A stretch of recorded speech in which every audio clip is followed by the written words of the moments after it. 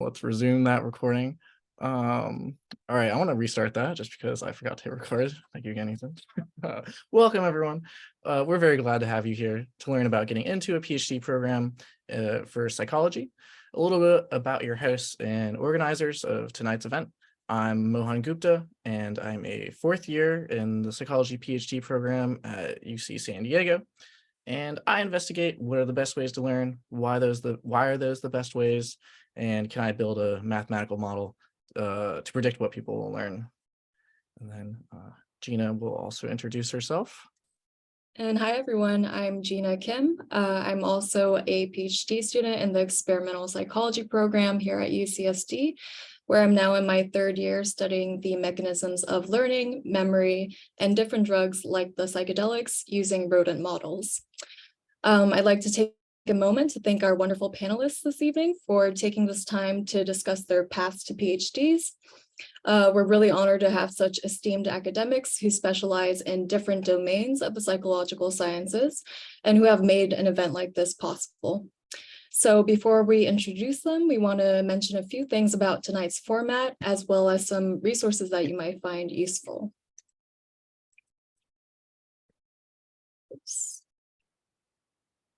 Okay, so hopefully you've retained your expertise on Zoom, but as a quick reminder, please keep your mic muted and hold your questions until the Q&A section at the end. You can mute yourself by clicking the microphone button in the bottom left corner. We also encourage you to turn your video on so we're not just talking to a black void. Additionally, please remember that this event is being recorded and will be made available later on our YouTube channel. And finally, if you would like to use your attendance tonight to count towards your co-curricular record, Psych-Chi, or Psych Club membership, please make sure you sign in on this sheet here using your UCSD email. If these things don't apply to you, there's no need to worry about it. So to start with some resources, you can use this first link to find more information about our outreach group, Diversify, and the different events that we host. You can also find our contact information as well as useful tips on applying to graduate school, such as building a foundation for application success. Additionally, you can view videos on these application resources, as well as the recording of tonight's panel on the UCSD Psychology Department's YouTube channel. That's linked here. So now I want to highlight another similar event that we host here at UCSD's Experimental Psychology Department called the Diversifying Psychology event. This is a 2-day workshop that takes place during the fall quarter that is meant to provide information on different aspects of the application process and graduate school experience. So while specifically geared for students from underrepresented and minoritized backgrounds, anyone is welcome to join, as the goal is to ultimately promote diversity within UCSD and academia as a whole. This event was designed using feedback from current prospective PhD students and spans all areas of our psychology department, including cognitive and behavioral neuroscience, as well as cognitive, developmental, and social psychology. So if you're interested, you can find more information through this link to their website. In addition, you can access this next link for all things related to graduate school, including the different programs that are offered at UCSD and their admissions requirements. For those of you who are currently undergrads, you can search for different funding and research opportunities that are available here at UCSD, such as the STARS program, which is an 8-week program over the summer that's available to undergrads from any school. And if you're an undergrad currently studying at UCSD, you can also Google UCSD TRELS to find more information about internal funding. I also want to make a quick note about the graduate record exam, or the GRE. Several graduate programs, including the experimental psychology program here at UCSD, no longer require the GRE. However, we recommend confirming whether this is the case for the schools and programs that you're interested in.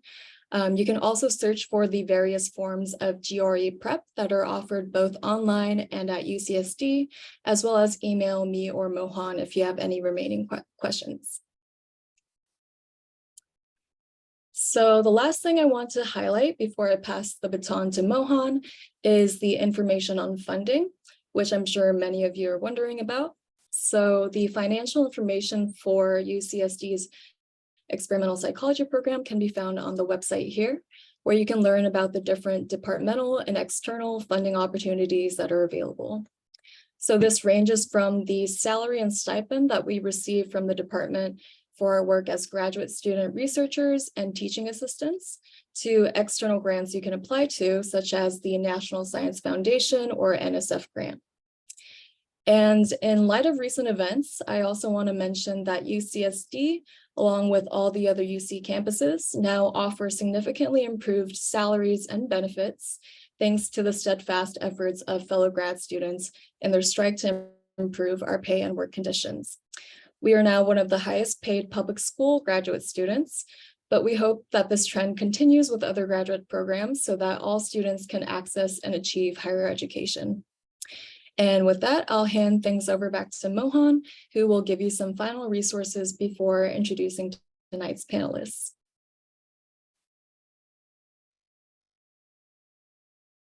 All right. Oh, yeah. And then, yeah, sure. Yeah, so one last thing before we introduce our panelists. So just to briefly introduce, oh, we're going there. All right.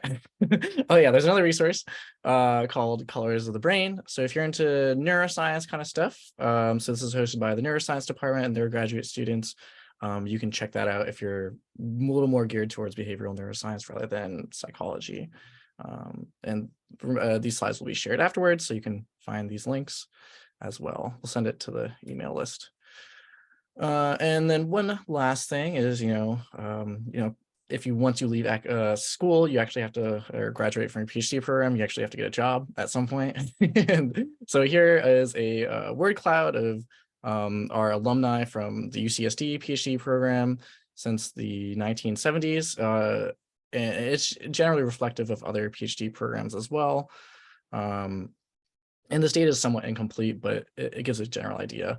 And as you can see, most become postdocs. And if you don't know what postdocs are, they can be defined as an individual holding a doctoral degree, so a PhD, who is engaged in a temporary period of mentored research and or scholarly training for the purpose of acquiring the professional skills needed to pursue a career path of his or her choosing. Basically, this is like pre-professor, essentially, and this could range anywhere from 2 to 5 or 6 years after your PhD. And you can also see a lot of people end up becoming professors as well.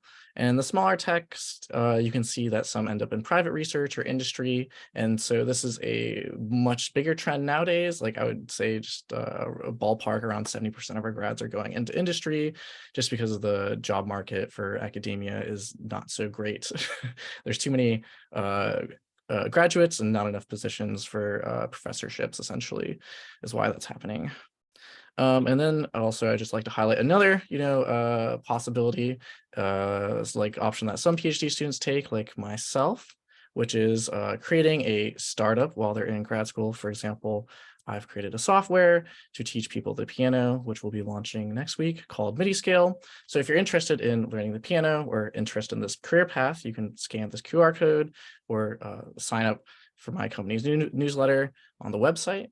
If you just want to follow this progress for this endeavor, it's always an option. And now we'll get on to meeting the panelists. I'll first say their name, and then if the panelists could just give a brief intro about themselves, including what stage of your career you're in and what area of study you are in, and a little bit about your path to graduate school. So we'll start with Stefan.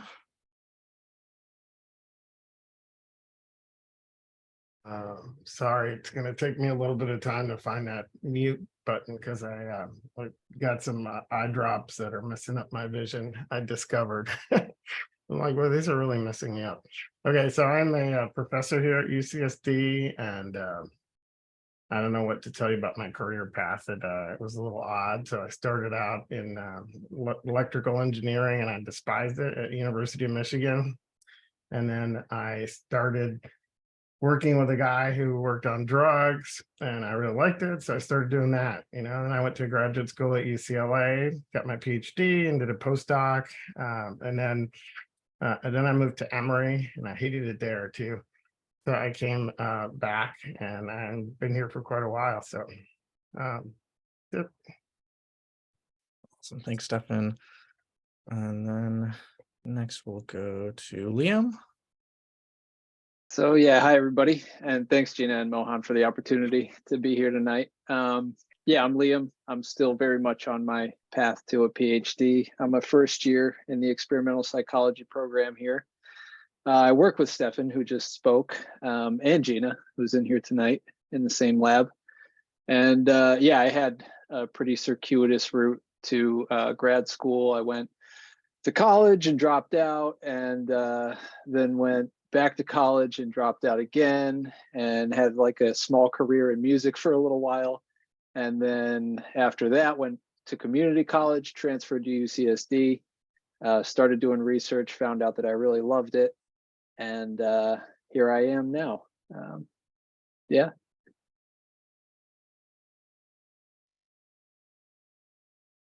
Awesome. Thanks, Liam. And next we have Ethan up. Yeah, thanks. I'm Ethan. I think I'm on the upper end, hopefully on my way out to my path to my PhD. I'm a 6th year. I think the trend that you'll hear from a lot of us is having circuitous paths. I also had a pretty circuitous path to get to where I am now. But I guess a little bit more on that later. I went to a school that didn't really have a ton of research opportunities when I was an undergrad. So I was fortunate enough to find a research coordinator position after I graduated. I worked there for about 3.5 years before applying to grad schools and ultimately coming here. Thanks, Ethan. And next up we have Junior. Hello, my name is Junior. I used to introduce myself like Junior like Kanye, but then now that he's canceled, so I gotta think of a new way to introduce my name, but hopefully that stays. I'm a 2nd-year PhD student at the SDSU and UCSD joint doctoral program. So this program, basically I get enrolled in both university, but I also have to deal with both universities' administrative paperwork. So it's kind of like a double-edged sword.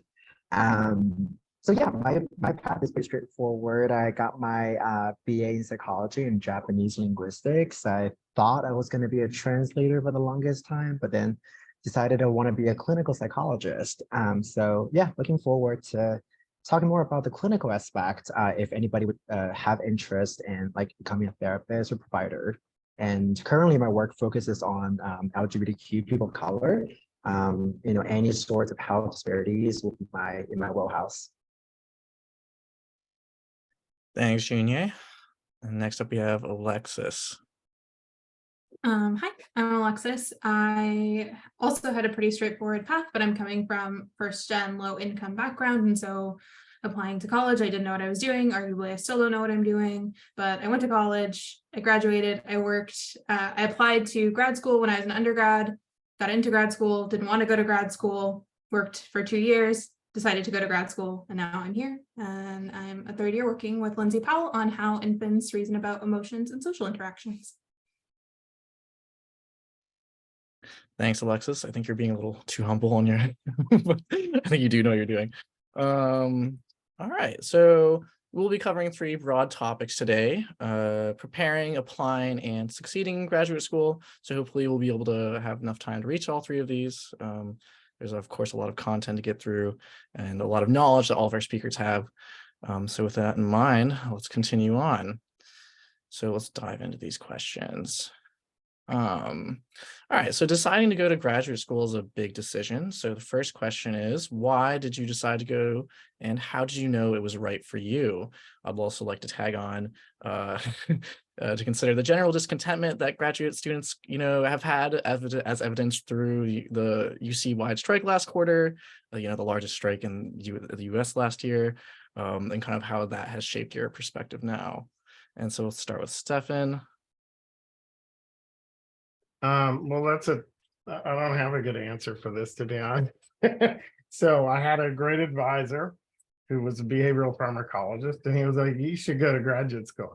And I was like, oh, okay, I was going to go to med school, but I don't like working with people. I don't like listening to people's problems. So okay, I'll do that. And then so I applied to a lot of different kinds of graduate schools, like neuroscience and psychology. And he kept telling me the only important thing is your advisor. And I didn't really pay attention to that. I was like, no, I really like what this one guy does.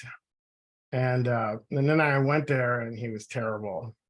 So he did like split brains in my split brain patients. And anyway, there were some interesting things to do, but the lab was just absolutely terrible. Like they were, not there or making up data. It was sort of like taking turns. So I left that and went back to rats, So my advice would be to make sure you pay only attention to the graduate advisor. And of course that your other needs are met, but the most important thing is going to be that the lab you work in. And so, I found a lab I liked and I was very happy there. That's about it. Thanks, Stefan. Liam. Yeah. I think I've only been passionate about three things in my life, really, and one of them's music, one of them's psychology, and one of them's like pharmacology. And so I just try to get better and better at those things the longer I'm alive. And so that's a big reason I'm here. I love school now, and that wasn't always the case. I was like a really bad student in grade school and didn't like high school, really disliked it. But I don't know, I think as I got older, education and knowledge and even I don't know, academia took on a different meaning for me. And I found myself more kind of inspired or purposeful in my want to be in school. And so, yeah, I think once I kind of got the idea once I transferred to UCSD that, the idea became solidified that I wanted to go to graduate school. And that's a big reason why I'm here. And the last big reason is like Stefan said, I was encouraged by different professors that I met at the several institutions that I went to. Some of them said like, hey, you might be good at this. And so I was encouraged to think about going to grad school through the relationships that I built with different professors. Thanks, Liam. And next up is Ethan. Yeah, some similarities with what Liam said. I was not really all about school when I was younger, particularly in high school. I just wanted to do hood rat stuff with my friends. I wasn't about classes until I took AP Psych, and that really made sense to me. I always knew I liked science, but I was not super good at math at the time, so that kind of ruled out a lot of science fields for me. But Psych was a way for me to engage in the scientific process and the scientific method and do so in a way where I could avoid chem for the most part. So I knew I was majoring in Psych as soon as I went to undergrad, and everything just kind of clicked. I started liking the material I was working with a lot more. I started doing better. I started getting interested in research and kind of following that up. I got involved in a lab to a certain capacity that was pretty terrible when I was in undergrad, got out of that pretty quick, and then was looking for more research experience to help get into grad school or kind of just figure out is this for me, right? Before I commit 5-6 years of my life to this thing, let me try to figure out if it's a thing that I want to do. So I got a research assistant, research coordinator position and kind of really flourished there, I think.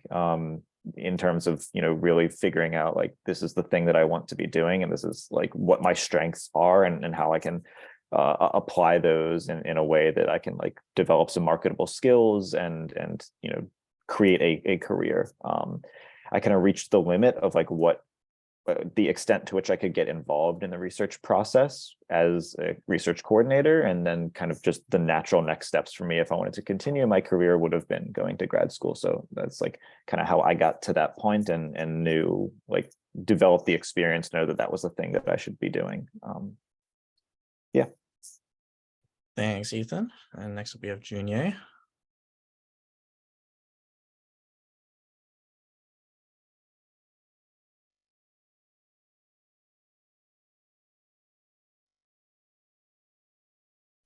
Junior, you there? Oh, there we go. Oh, sorry. I thought you said like Ethan. Sorry. Oh, no. Totally my bad.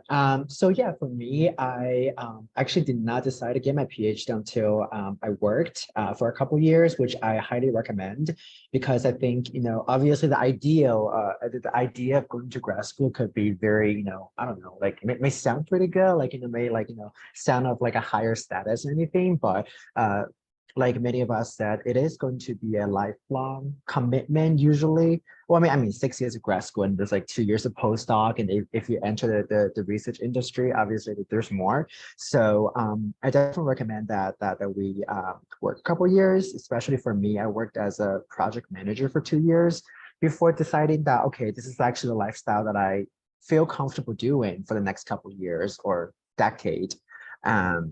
So yeah, so really just based on lived experiences. Thanks, Junior. And next up we have Alexis. Yeah. I joined a lab when I was a sophomore in undergrad, and I didn't really know what that meant. I took this class with a professor, and I was like, wow, she's really cool. I need to join her lab. And I was basically ready to do whatever research she was doing just to be mentored by her. And turns out she ran an infant cognition lab. And I thought just like all of the things in the lab were super cool. And I was like, how do I do this like every day forever? And the answer to that is you go to grad school. And so I applied when I was an undergrad, but I was interested in so many things that when I got in, I wasn't sure if what I said that I wanted to do was something that I wanted to do for 5+ years. And so I decided to turn those offers down and work as a lab manager for a while. And that helped me figure out like what I was interested in, really narrow down lots of interests that I had, and figure out what sorts of populations I was interested in. Did I want to do infant research, which is really hard to do for the rest of my life? And so, yeah, it was a mixture of like the people I was around in undergrad and just how much I liked the research process that made me decide to go to grad school. Thank you, Alexis. We're going to move on to the next question. So all phenomenal answers. I hope those gave you guys a lot of insight applying to graduate school. I'll let Gina take this one away. All right, thank you, everyone. And I know some of you have kind of touched on this already, but aside from even making the decision of going to grad school, there's a lot that we have to do to prepare in order to get into grad school. So how did you prepare? What research and volunteer jobs did you do and think were the most helpful? And if you chose to take a break between your undergraduate and graduate career, how did you spend this time? So we'll start again with Stefan. Okay, so this is kind of complicated. So let's see. I wasn't properly prepared, I guess, for graduate school. So I did a couple of years in electrical engineering. I didn't like it. And then I actually didn't like psychology either. I had taken a few of the classes and I thought it was kind of like not a science. Because they were mostly like psychoanalytic classes, which was common at University of Michigan. And then I took this drugs class out of a lark almost. And I really liked it. I was like, oh, I'm gonna do this. Okay. And then so I did that. Same time now I got a job at the US Geological Survey where we were making maps. And it was like the first national map. And I really, really liked what I was doing there too. So it was fun, and it was a good workplace. And and those guys were gonna branch off and do a startup, and they really wanted me to stay and work with them, you know. So it was kind of a tough decision, and I don't know. Sometimes I think I made the wrong decision. Like they went on to start a company called Navtech, which sold all the maps to or licensed them all to Google and all the other companies that use them.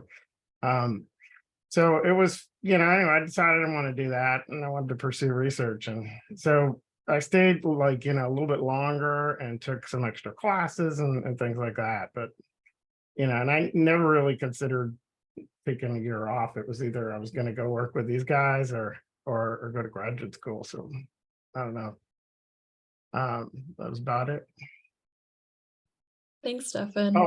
Research. Yeah. So I worked in a lab for 3.5 years, and originally I volunteered and they paid me, and you know, so that's how I did it. Cool, thank you. We'll next go to Liam.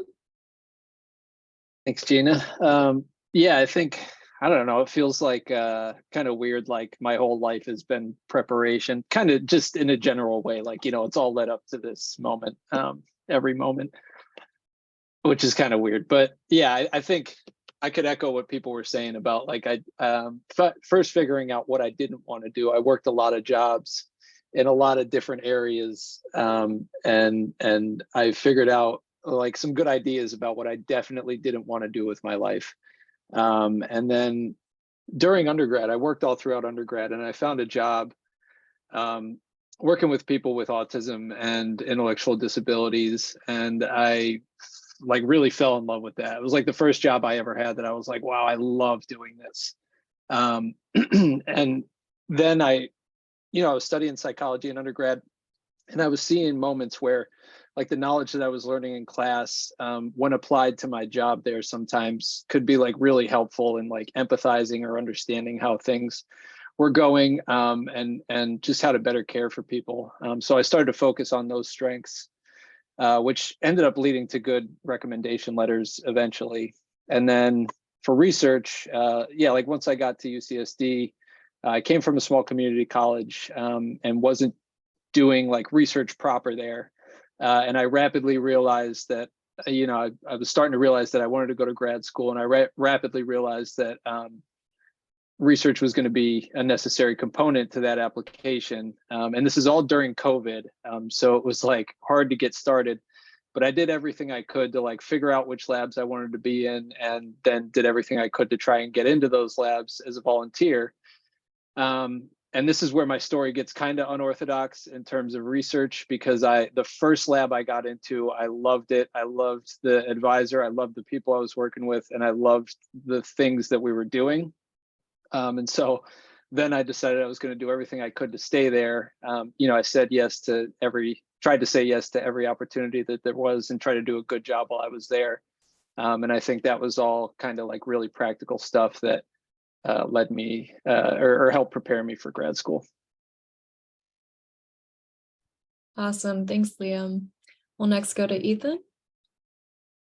Yeah, I'm going to try to keep this separated from the like actual application part, because I think that's coming up next, and there's a little bit of crossover there. So I decided pretty early on that I wasn't going to try to like think to myself like, okay, I'm going to go to grad school at this point, or like I'm going to try to go right after I graduate, or I'm going to try to go like take a year off. I just tried to think like, what can I do to put myself in the position to be the most competitive applicant that I can be, right? And maybe that'll take a year, maybe that'll take 2 years, maybe that'll take 3 years, I don't know. But I want to put myself in the position to maximize my chances of getting in, rather than trying to like prescribe some specific timeline to my path. I think that can be a big pitfall for some people, I think. So I tried to do that when I was an undergrad. I tried to get as much experience as I could working in a lab. I went to a large school, but didn't have a lot of research resources. I worked in a lab. It was an animal lab. I wasn't about that.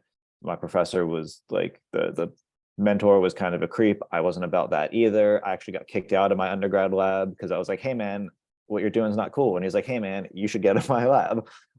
So I tried to to, you know, not compromise my my morals and getting the experiences.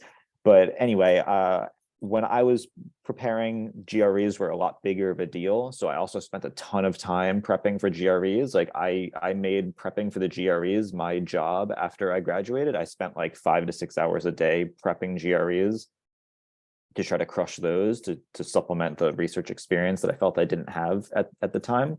And then ultimately I was able to get my research coordinator position after that, like really beefed up my experience. And I think I'll elaborate on that a little bit more when we start talking about the application process next. Awesome. Thanks for sharing, Ethan. We'll next hand it over to Junye. Yeah, so kind of like piggyback to Ed's point. So I don't know about other psych disciplines, but for at least for clinical psychology, actually the trend is that we actually despise the GRE. It is absolutely a task that discriminates racial, ethnic, minority individuals. So if you are interested in clinical program, just know that most likely in a couple of years, we're going to eradicate the GRE requirement because it does not accurately reflect people's verbal and quantitative reasoning ability from a psychological assessment perspective. So my program, for example, has not been using the GRE, and even if you survey, we have not been looking at it. So I would probably not worry too much about it if you're applying for clinical programs. And then for clinical programs, a lot of people may be curious about how much clinical experience do I have? And the answer is actually not so much, right? So clinical programs usually have two models. Number one, scientist practitioner, which is 50-50, 50 research, 50 clinical. For those programs, they may consider some clinical experiences before applying, maybe, but nothing like too extensive. But for my program, it follows a clinical scientist model, which is entirely research focused. However, we do receive 5 years of clinical training. But for my program, I didn't think clinical experience was on the rubric for admission. Because after all, the program will provide you with all the clinical training as you need. You don't need to come in with, being a clinical psychologist. So with the research part, I definitely recommend getting some hands-on, meaningful experiences. That is more than simply entering data, simply running protocols. Try to maybe get some high-level, meaningful products. So for example, help your PI preparing for a manuscript, possibly looking for a code book to decide on what variables are you interested in. How can you, get some guidance on examining the associations, right? So really get some product out of it, so you have something to show versus saying that, oh, I simply entered Excel sheets, which doesn't really translate into something useful in grad school. And volunteer work is highly regarded by clinical programs because, again, we want to be community advocates. So any relevant clinical volunteering opportunities or community committee work, I think those are all very highly regarded. Great, thanks, Junye. And next we'll have Alexis answer this question. Yeah. Like Liam, I had a bunch of jobs when I was an undergrad. I worked in the infant lab. I was also interested in clinical psychology, so I was a clinical assistant. I was also, this is during the time where summer internships did not pay their interns, and I could not afford to live in just a new place for 3 months. And so my undergrad advisor at the time connected me with some other PIs at UCLA, which was super close to where my family is from. And so I worked in an infant lab over the summer for free, just for a few hours a week, and that was really helpful. And so basically I was just trying to gain as much experience as I could in fields that I might be interested in. And then I worked as a lab manager for 2 years, and that helped me think about research from a top-down perspective, like how do you manage projects, how do you manage a team of undergraduates, how do you mentor other people, and yeah, that's pretty much what I did. Great. We'll next move into the next set of questions on applying to graduate school. We'll hand it back to Mohan. There we go. Yeah. We do the next slide. Yeah, applying to graduate school. Thanks everyone for your wonderful answers. Yeah, so there's a lot of interest in this question in the RSVP to our forum. It's a large question of how did you choose which programs to apply for and your faculty advisors and which research topic to pursue. And also feel free to talk about whether you thought about doing a master's degree, and what did you consider like lab funding or availability and some of your considerations as well. And we'll start off with Stefan again. Yeah, so how I picked the programs, there was my advisor who ran the lab, and there were several postdocs. So I really just talked to people, and they were like, "Oh, these are pretty good in this, and these are pretty good in that." And I wasn't sure exactly what I would do, so I applied to, maybe, I don't know, 7 programs or something. And then, how I picked the advisor was probably like, wishful thinking. Like there was this pretty rare topic at the time. It was cognitive neuroscience was pretty new, so there were not a lot of people doing it. And I was really interested in a particular topic that hadn't been explored with these split brain patients. So I really wanted to work with this in this lab, And I didn't pay a lot of attention to the fact that he wasn't a good advisor, and there were other problems too. So, how I picked my second advisor is how you should do it, which is I talked to his graduate students. I talked to a lot of other graduate students in the program, and like, is this guy good? And are students successful?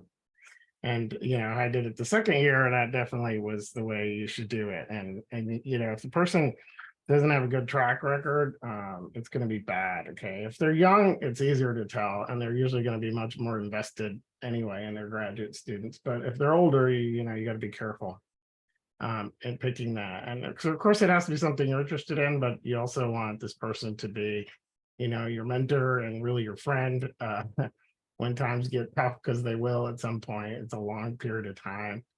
And that's what you need, Of course, they got to be good scientists too, because you want to be successful. So that's my advice.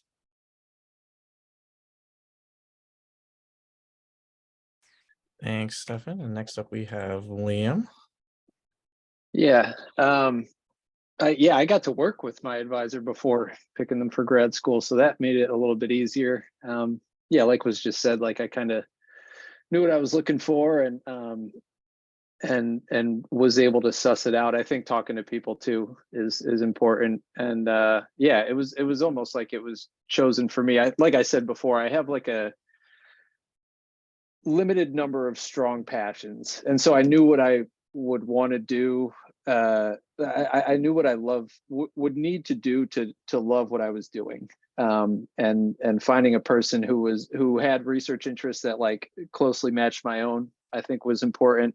And again, you find that out by looking at the work they've done, and hopefully talking to some of their graduate students, current graduate students or former graduate students. And then as far as the program, I did my undergrad at UCSD, and so I knew that I liked the department, the advisor, and the work. So that was sort of easy. And not that I love everything about everything, but I took a look at it and I was like, I can live with this for the next 5 or 6 years. And I think it was kind of a measured decision. Also, living in San Diego isn't bad. So all that kind of congealed to make UCSD my first choice. And luckily I got in. Thanks, Liam. And next up is Ethan. Yeah, I've tried to keep my answers brief up until this point, but I'll expound a little bit here, because I think this is one of the most difficult things to learn or to know as an undergrad, right? I was talking with somebody in my cohort about this, and we were describing this as hidden knowledge, right? Like there's like a manual of hidden knowledge, and it's really difficult to figure out, like, how do I do this thing? How do I know how to apply to grad schools? How do I know how to pick the right advisor? And kind of like Alexis, I applied to grad schools right out of undergrad before I got my lab manager position. And I think about like my process at that point, where I didn't know what the hell I was doing and like what kind of product I put out as my application versus what I did after I had like proper advising and mentoring and experience. And it was like incomparable.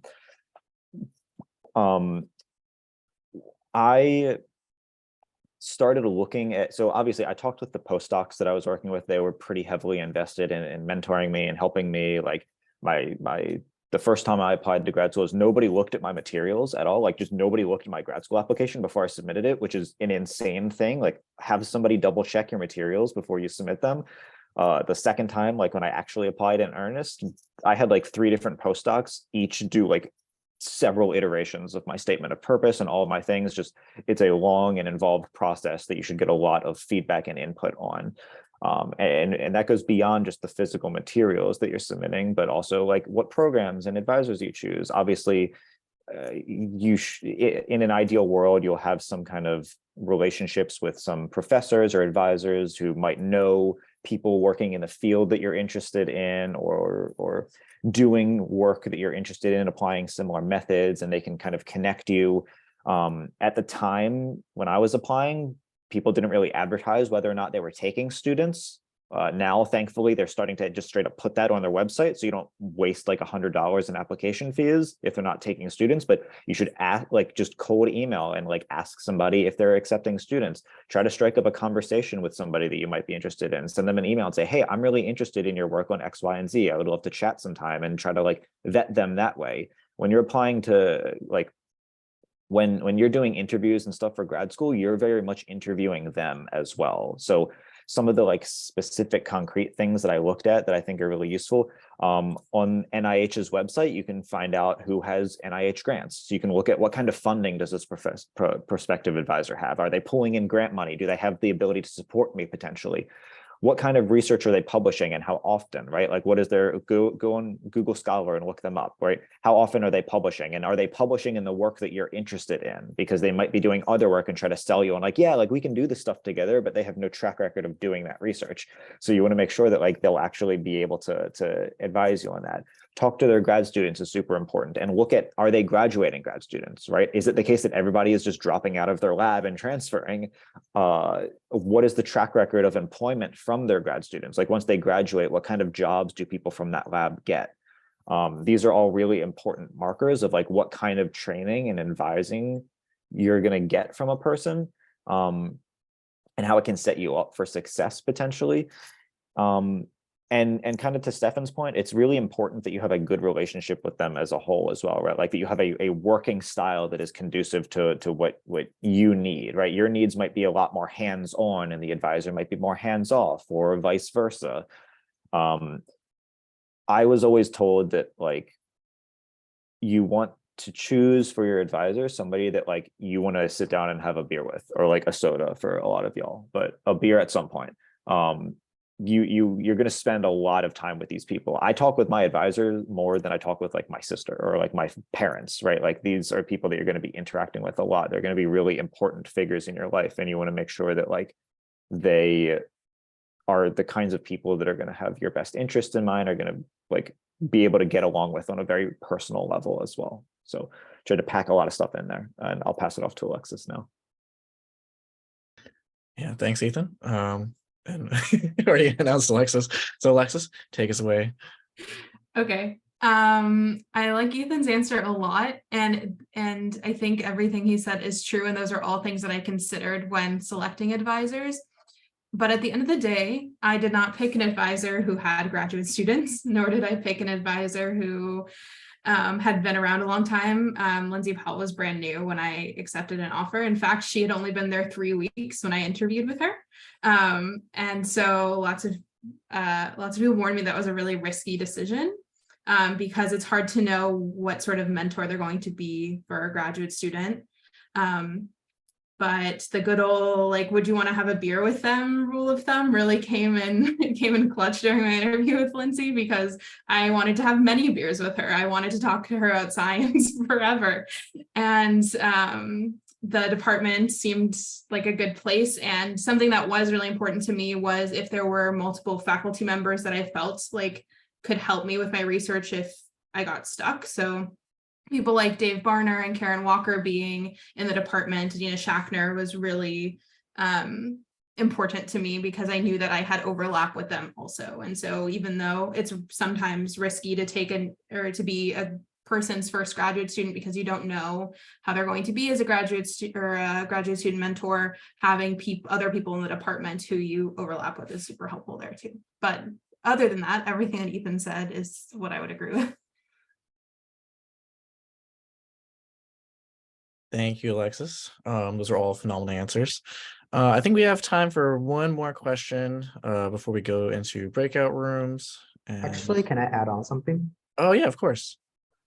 Yeah, so I think one thing that hasn't been really talked about is the program's resources in terms of diversity, especially for minority students. I know academia obviously has a strong focus on research productivity, but again, can't speak for other disciplines, but at least for clinical psychology, I definitely encourage students to really inquire about the program's practicum opportunities. For example, if you have a particular population or particular therapy protocol that you would like to administer to gain experiences with, do ask because, so for example, I am particularly interested in working with LGBTQ individuals of color. So I want to make sure that, for example, SDSU or UCSD has the population that I can work with and has relevant clinical supervisors.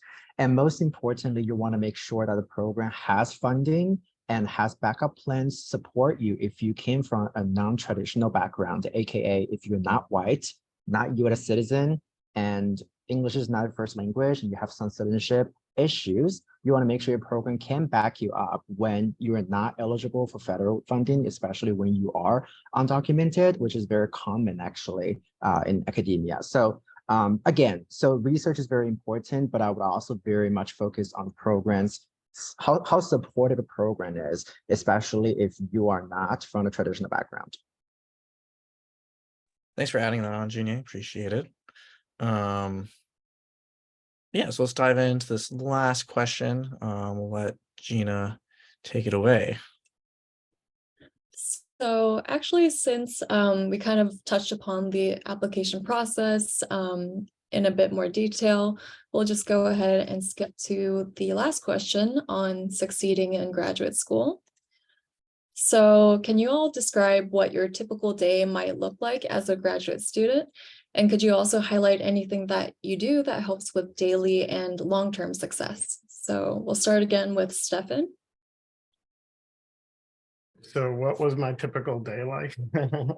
I don't know, there is a typical day, and my lab was kind of like, I don't know, like the jungle or something. They were a little bit crazy, and we pursued life to its fullest.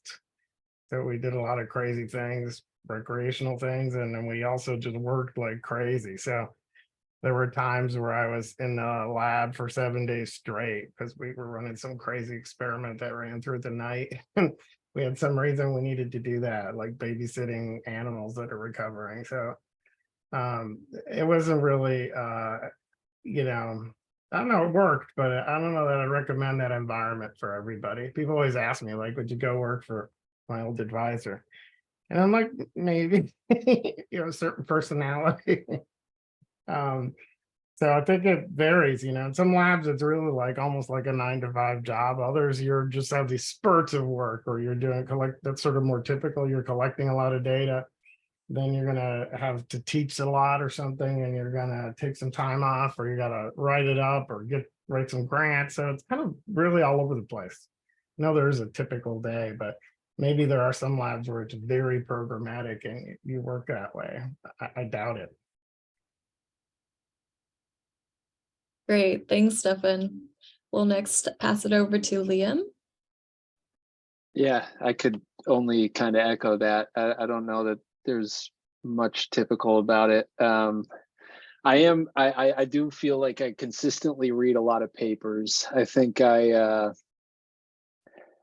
I kind of made a promise to myself that I would try to get as much as I possibly could out of the experience of graduate school. And so that means, gaining in knowledge and experience and doing things.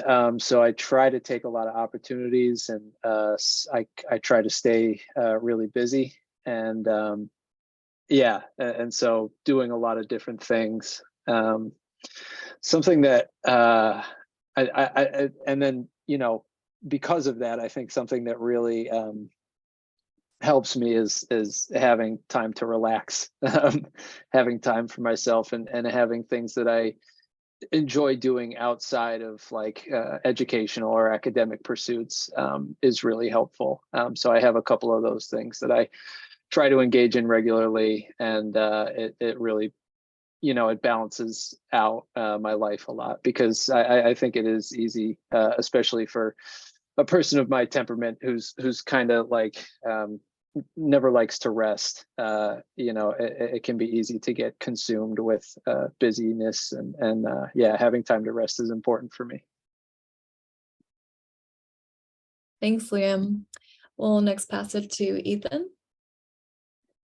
Yeah, I think what Stefan said is right. It's really difficult to in most cases have a typical day. Everything is like pretty spurty. So like there'll be a period of time where you're like experiments popping off and you're like in lab all the time collecting data. And then you'll have long periods of time where you're not doing that and you're just kind of like sitting on your hands waiting for your grant to get funded or the IRB to get renewed or your licensure, like waiting for the DEA to respond, like whatever your individual case may be. It also depends on the requirements of your program, right? So some programs are going to have more coursework than others. Some programs are going to have more teaching requirements than others. It's pretty variable based on like your specific program and your specific research topic and area. I personally have like leaned pretty heavily into teaching. That's one of the things that I found out in grad school that I'm most passionate about. So I've been fortunate to have like really awesome classes with really wonderful students and engaging students. And I think like when I'm teaching, like the most regimented thing that I have is the quarters when I'm teaching, because like I have class that's the set time. That's like pretty much the only thing that I have that's like a typical day is like my class time and the prep time for those classes. Thanks, Ethan. Next up is Junior. Yeah, that's a really good question. So pretty much like the other panelists mentioned, a lot of obviously research hours, right? Like you would, so for example, if your lab is actively recruiting participants, then you may be involved in that or designing, instruments, writing papers, so pretty much like the whole continuum of research process all the way from preparing a grant, getting the grant, starting your research by collecting data, analyzing data, all the way to publishing or dissemination. Another, because I'm a clinical student, obviously I also see clients. So for my program, we do require each student seeing 5 clients, and I spend a lot of time in the clinic, also doing psychological testing. So if you're interested in saying like personality, cognitive or intellectual testing. So you get trained a lot in that as a clinical psychologist. Besides that, we also spend a lot of time in supervision groups, right? So like, I would say it's like half and half, 50% doing research, 50% either in the clinic or getting consultation from your clinical supervisors. But again, I am incredibly interested in DEI efforts. So I'm also actively, engaged in the community. So for example, the LGBTQ Center, as well as the Trans Health and Wellness Center, sometimes they also have community events. I think is a great opportunity if you would like to do some sort of like academic / community collaboration project, which is highly a priority by the National Institute of Health, right? So like you want to be able to translate your research in the community versus like, oh, we're in the ivory tower, like, we do our research and nobody reads it. So yeah, so I would definitely encourage you guys to like, research, clinical work, and definitely devote some time in community service, which is again, highly valued in clinical psychology at least. Great, thanks, Junior. And we'll end this question with Alexis. I'll relinquish my time. I don't think I have anything exciting to add. All right, that sounds good. So we'll go ahead and move on since we're now at the end of our panel questions. So thank you all for such a wonderful discussion about your experiences and for providing such sage advice. Before we move on to our final Q&A section, we'd like to give you a moment to start filling out this short feedback form on tonight's event. We really appreciate your feedbacks as we use it to refine our events going forward, and you're welcome to finish submitting this form at your earliest convenience.